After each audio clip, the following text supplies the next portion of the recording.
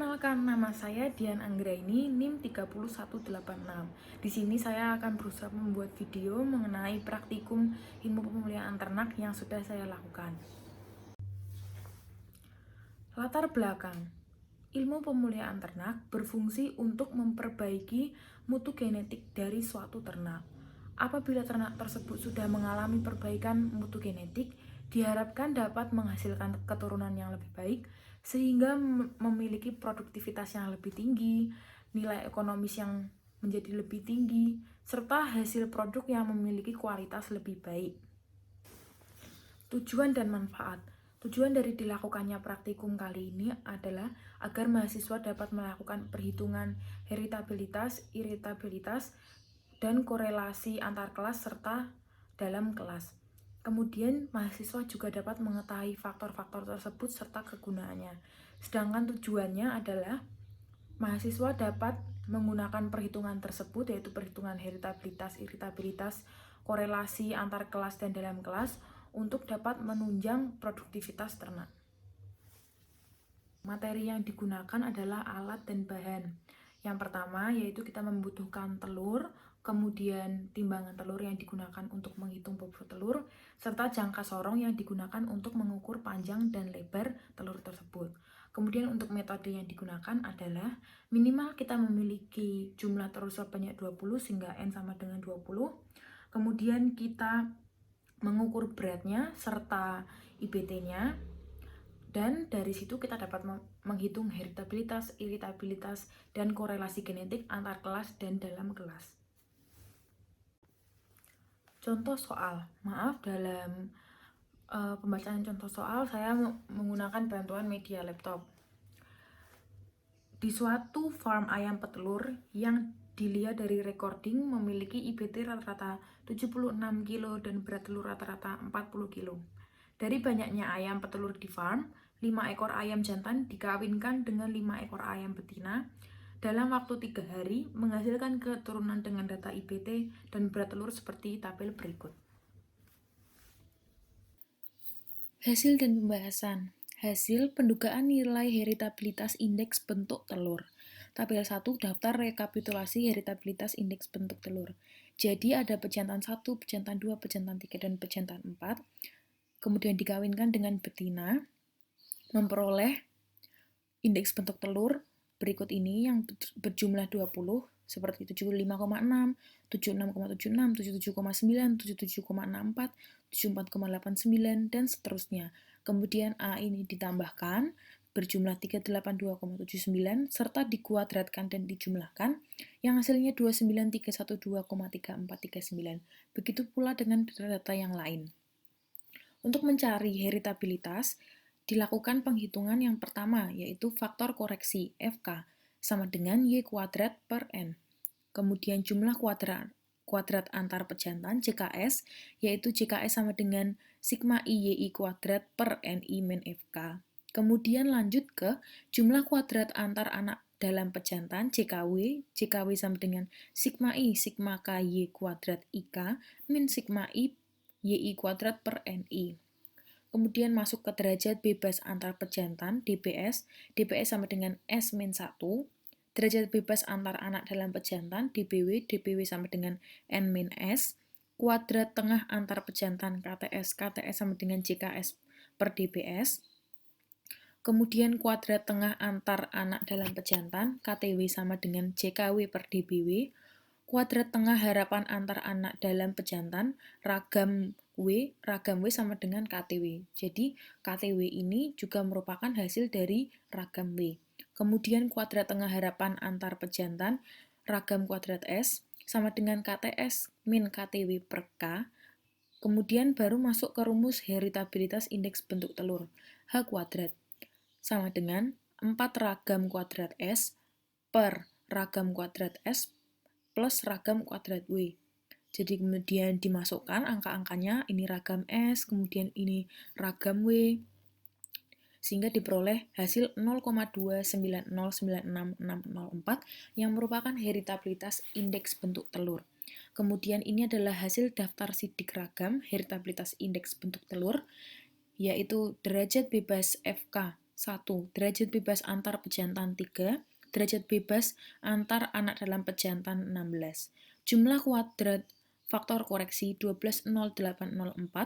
Jumlah kuadrat antar pejantan 34,70326. Jumlah kuadrat antar anak dalam pejantan 66,496674. Kuadrat tengah antar pejantan 11,56773333. Kuadrat tengah antar anak dalam pejantan 5,02337775. Kuadrat tengah harapan antar pejantan 1,48233741. Dan kuadrat tengah harapan antar anak dalam pejantan 4,156046625. Kemudian, untuk mencari heritabilitas bobot telur, ini datanya dari pejantan 1 dengan betina yang dikawinkan, terdapat data sebanyak 20, 45,2, 46,1, 47,6, 46,9, 45,7. Ini ditambahkan, ini 231,5, kemudian juga dikuadratkan. Kemudian dijumlah yang berjumlah 1072,11. Kemudian, pada data-data yang lain juga dilakukan perlakuan yang sama. Rumus yang digunakan juga sama seperti yang sudah saya sebutkan karena mencari heritabilitas, yaitu FK, JKS, JKW, DBS, DBW, KTS, KTW, ragam W, ragam S, dan H kuadrat, sehingga diperoleh heritabilitas bobot telur adalah 0,3113254,768. DB faktor koreksi 1, DB antar pejantan 3, DB antar anak dalam pejantan 16, JK faktor koreksi 43379,95513, JK antar pejantan 2,75937, JK antar anak dalam pejantan 10,4055, KT atau kuadrat tengah antar pejantan 0,91979, KT antar anak dalam pejantan 0,6503435, kuadran tengah harapan atau KTH, KTHS 0,6503435, kemudian KTH antar anak dalam pejantan 0,054888925. Kemudian pembahasan mengenai heritabilitas bobot telur serta IPT adalah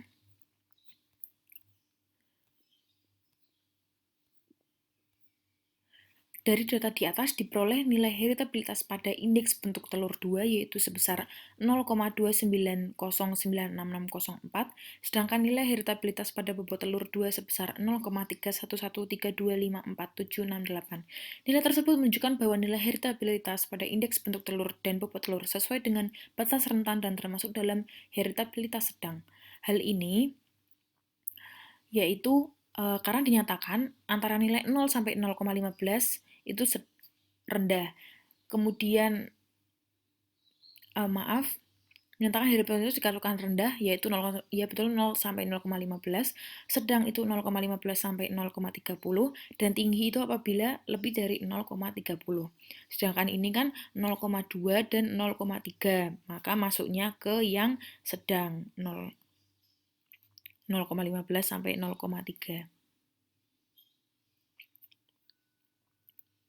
Periode saat faktor-faktor yang mempengaruhi adalah periode saat pengambilan data, bangsa ternak, metode yang digunakan dalam pendugaan, serta jumlah data dan asal data. Pendugaan nilai korelasi genetik, indeks bentuk telur, dan bobot telur. Tabel daftar rekapitulasi korelasi genetik IPT1 dengan bobot telur 1. Jadi yang A ini merupakan IPT dan yang Y ini merupakan bobot telur. Kemudian X dikali Y, lalu dijumlah. Kemudian ini adalah tabelnya yang berjumlah N juga sama dengan 20. Kemudian langkah yang pertama adalah mencari faktor koreksi FK. FK sama dengan X dikali Y per N. Jadi ini X-nya dijumlahkan, kemudian dikali Y-nya yang juga dijumlahkan, kemudian per N. Lalu jumlah hasil kali antar pejantan, JHKS. JHKS sama dengan sigma I XI dikali YI per NI min FK. Lalu jumlah hasil kali antar anak dalam pejantan, JHKW. JHKW sama dengan sigma I, sigma K, kali XIK, kali YIK dikurangi sigma I X I kali YI per NI. Kemudian derajat bebas antar pejantan DBS sama dengan S-1. Lalu derajat bebas antar anak dalam pejantan DBW sama dengan N-S. Hasil kali rata-rata antar pejantan HKRS sama dengan JHKS per DBS. Lalu hasil kali rata-rata antar anak dalam pejantan HKRW sama dengan JHKW per DBW. Lalu hasil kali rata-rata harapan antar anak dalam pejantan HKRHW sama dengan koefisien W sama dengan HKRW.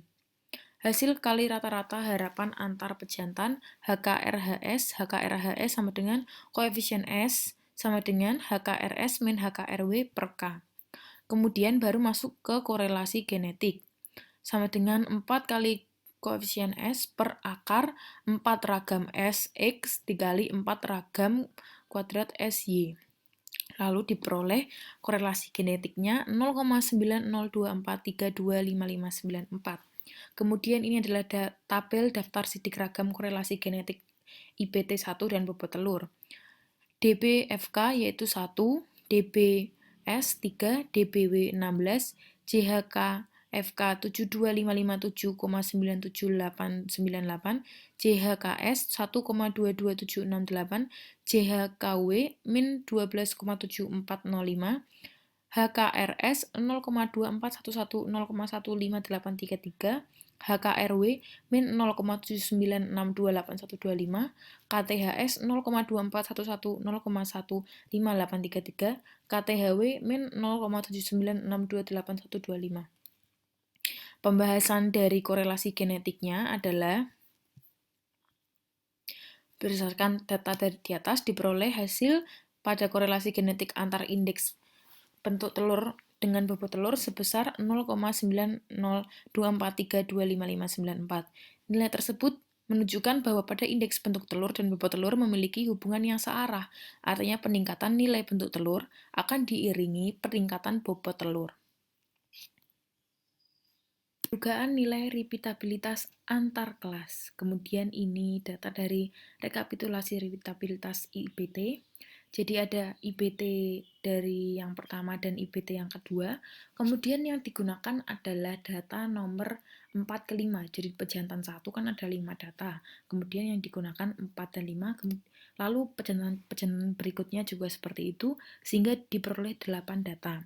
Kemudian X dikali Y, lalu jumlah ini dijumlahkan, begitu pula yang Y dijumlahkan, dikuadratkan, dan yang X juga begitu.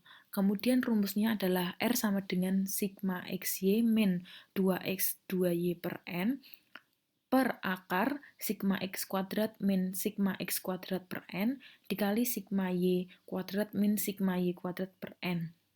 Kemudian diperoleh data min 6,066306,307. Kemudian masuk ke rekapitulasi repeatabilitas bobot telur. Jadi sama seperti yang IPT, yang digunakan adalah data keempat dan kelima. Lalu X dikali Y sama, dijumlahkan, dikuadratkan. Rumus yang digunakan juga sama, dan hasilnya adalah min 0,199498714. Kemudian masuk ke perdugaan nilai repeatabilitas dalam kelas. Ini adalah IPT-nya, IPT 1 dan IPT 2, serta IPT 3, jadi ada 3 IPT yang digunakan. Dan ini adalah data yang digunakan adalah data nomor 1, 2, dan 3. Jadi misal dari pejantan 1, data yang digunakan adalah data 1, 2, dan 3. Kemudian jadi totalnya ada 12 data.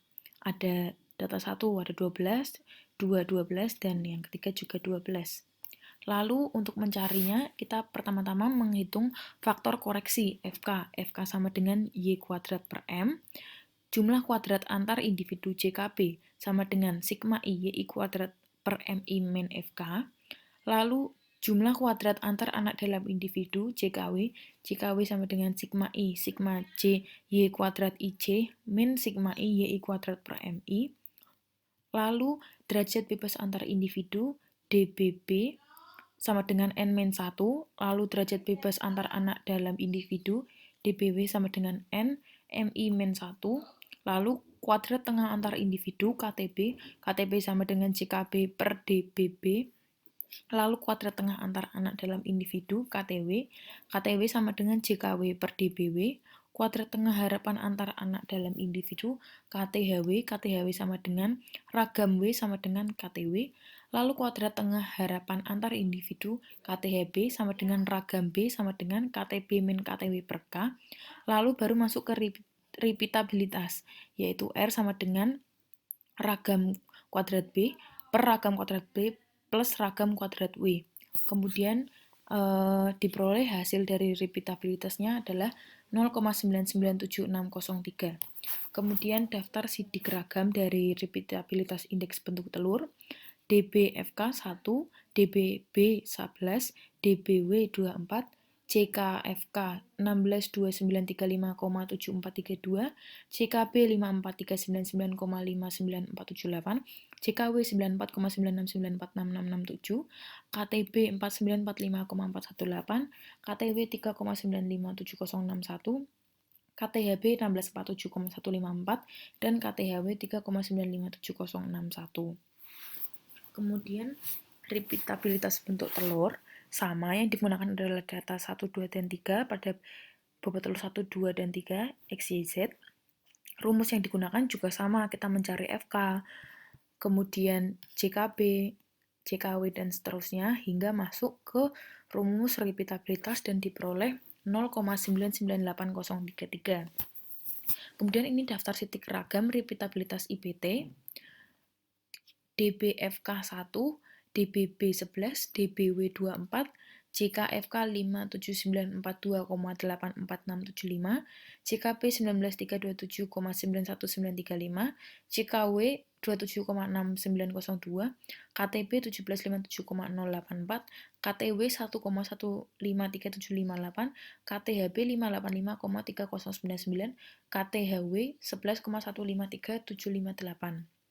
Kemudian pembahasannya adalah berdasarkan data di atas diperoleh hasil nilai pada repeatabilitas adalah antar kelas pada indeks bentuk telur 1 dan indeks bentuk telur 2 sebesar 0,997603 dan repeatabilitas dalam kelas pada bobot telur 1, 2, 3 sebesar 0,998033. Nilai tersebut menunjukkan bahwa nilai repeatabilitas tergolong tinggi karena rentang nilai repeatabilitas adalah 1 hingga min 1. Repeatabilitas berkisar antara 0 hingga min 1 dikategorikan sebagai 0, hingga 0,2 rendah, 0,2 hingga 0,4 sedang, dan lebih dari 0,4 tinggi. Makin besar nilai repeatabilitas suatu sifat, maka makin baik indikator kemampuan bereproduksi ternak tersebut. Maka dapat dikatakan bahwa telur-telur ini adalah telur-telur yang baik karena memiliki nilai repeatabilitas yang tinggi.